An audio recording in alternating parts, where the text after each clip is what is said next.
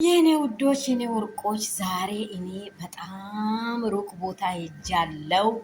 በጣም አልሰራውም። እናንተ ደግሞ ዛሬ እኔን እንግዲህ ዞር ዞር እያላችሁ እያያችሁ ዋላችሁ። ውድና እንቁ የሆናችሁ ቤተሰቦቼ ዛሬ ደግሞ የሴትዮ እናት ቤት ሄጄ ውሃ ውሃ ሆኛችኋለሁ። ውሃ ውሃ የሆንኩት በምን እንደሆነ ታውቃላችሁ? ሙቀቱ አቀለጠኝ። ይህን መዳም ቅመሞች ታውቃላችሁ፣ ሙቀቷ ያቀለጠኝ ይኸው ውሃ ነው። ልብሴ ከታች እስከ ላይ ማለት ነው። አንዱን ብቀይር አንዱን ብለብስ በቃ እምቢ አለኝ እላችኋለሁ። ሰላም፣ ደስታ፣ ጤና በእናንተና በነገሮቻችሁ ላይ ይሁንልኝ። እናንተ እንዴት ዋላችሁ? ሁሉ ሰላም፣ ሁሉ መልካም ነው ወይ?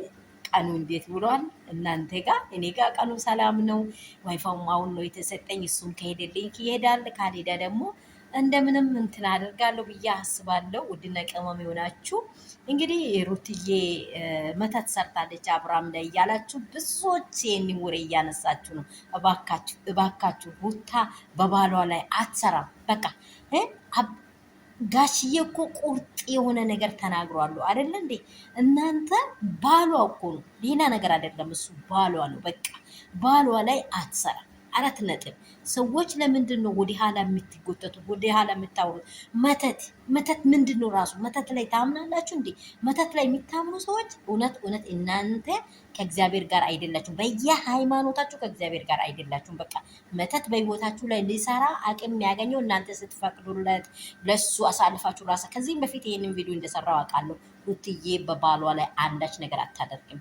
ባሏ ደግሞ 4 ነጥብ። አብርሃም የኔ ብላለች። አለቃ። የእሷ ነው። ማንም ምንም ብል ማለት ነው። ስለዚህ ውድና እንቁ የሆናችሁ ቤተሰቦቼ ዛሬ አዳዲስ ነገሮች አሉ። ያንን አዳዲስ ነገሮች ደግሞ አብረን እንጎነጫለን። ይሄ ቪዲዮ የሚደርሳችሁ እንግዲህ ዛሬ ላይክ ሼር አድርጉ። አሁን ነው እየሰራው ያለሁት የኔ ውድና እንቁ ቤተሰቦቼ። ከሰው ካለው ሀሳቦች ጋር እስከሚገናኝ ሙቀቱ እያቀለጠኝ ነው። እኔ ምን ልበላችሁ እንግዲህ መጣውላችሁ። ቶሎ ላይክ ሼር ሰብስክራይብ እንዳይረሳ የኔ እንቆች የኔ ውዶች። በልጇ አባት ላይ በባሏ ላይ ነቨር አታስቡ።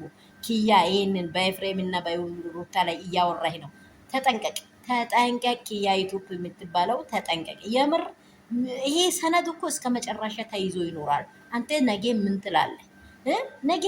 እንደ ቡዜና እንደ ዴቭ ነገ ምን ትላለህ? ይህንን ተጠንቀቅ እላችኋለሁ። ሰላማችሁ ብዝት ይበል።